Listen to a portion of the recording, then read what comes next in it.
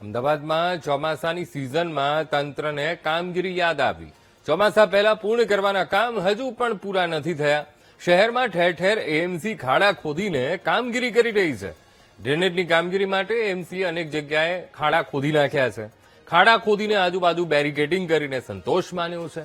કેટલીક જગ્યાએ રસ્તા પણ ઉખડી ગયેલા જોવા મળ્યા.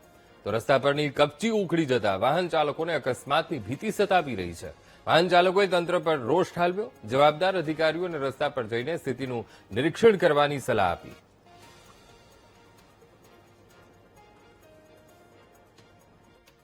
ઘણી જગ્યાએ ખાડા પડેલા છે, પાણી ભરાઈ જાય છે. અમારે ત્યાં બી ઘણું પાણી ભરાઈ જાય છે. નીચે રહેવાસીઓના લોકોને ત્યાં પાણી ભરાય છે. વાહન ચલાવતી વખતે કેટલા ખાડા આવે છે? બહુ જ ખાડા આવે છે.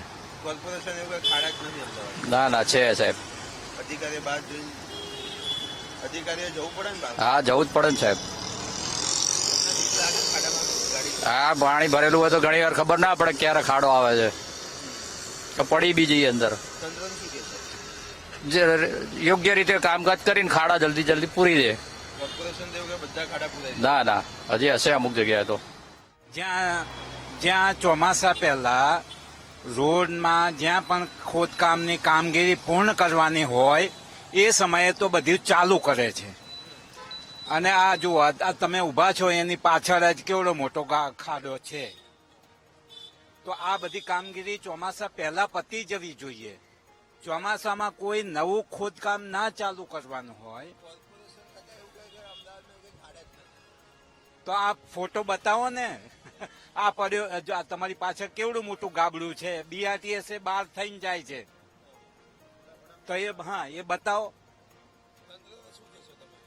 હા, તંત્ર હવે બધા પરિવર્તન માંગે છે લોકો. એ તો જુઠ્ઠા છે, એ તો બધા જુઠ્ઠા છે, બધા મિલી ભગત છે. કોઈ નીકળે તો ખરી. અમે રોજ સવારે અથડાઈએ છીએ, એનો ખર્ચો કોણ હાલશે? સરકાર થોડી હાલે કે મ્યુનિસિપાલિટી થોડી હાલે છે? એ લોકો બેઠા મળે ખાલી ફોટા પડીને નીકળી જશે અને ખોટા ઉત્સવો લાવીને મૂકી દેવાના. અને પબ્લિકને એમ લાગે કે અમારું છે ને તમારું છે. અને ખાડા લઈને કોર્પોરેશન વાળાને કોર્પોરેટર લાવીને અહીંયા મૂકો, એની સામે જ પાર કરાવડાવો. આ તો ખાડા પૂરીને જાય છે, પાણી નાખે નહીં, દબાણ થાય નહીં, અને એને ઓટોમેટિકલી પાછળ બીજા વખતે એમ કરતા વરસ નીકળી જાય.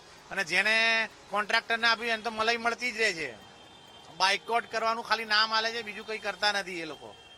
કે અમે આને બ્લેક લિસ્ટમાં નાખ્યું. કોઈ બ્લેકમાં નહીં. ચોરના ભાઈ ઘંટી ચોર જ છે. કહેવાય છે ને કે ખાયા પિયા કુછ નહીં ઓર ગલાસ થોડા બારાના જેવી હાલત થઈ જાય છે. એ તો એ લોકોને લાવો ને ખાડામાં નાખીએ એટલે ખાડા પડે ભાઈ, એમને જ પૂરી દઈએ એટલે ખબર પડશે કે કાલથી સમાધિ લીધી એમ કહેવાશે ને. કોર્પોરેશન વાળા જે બી કહેતું એને લાવો અને આપણે અહીંયા એને પૂરીએ કે કઈ વાંધો નહીં, તું ઉભો રહે. જ્યાં સુધી ખાડા ના પૂરે ત્યાં સુધી ઉભું રહેવાનું.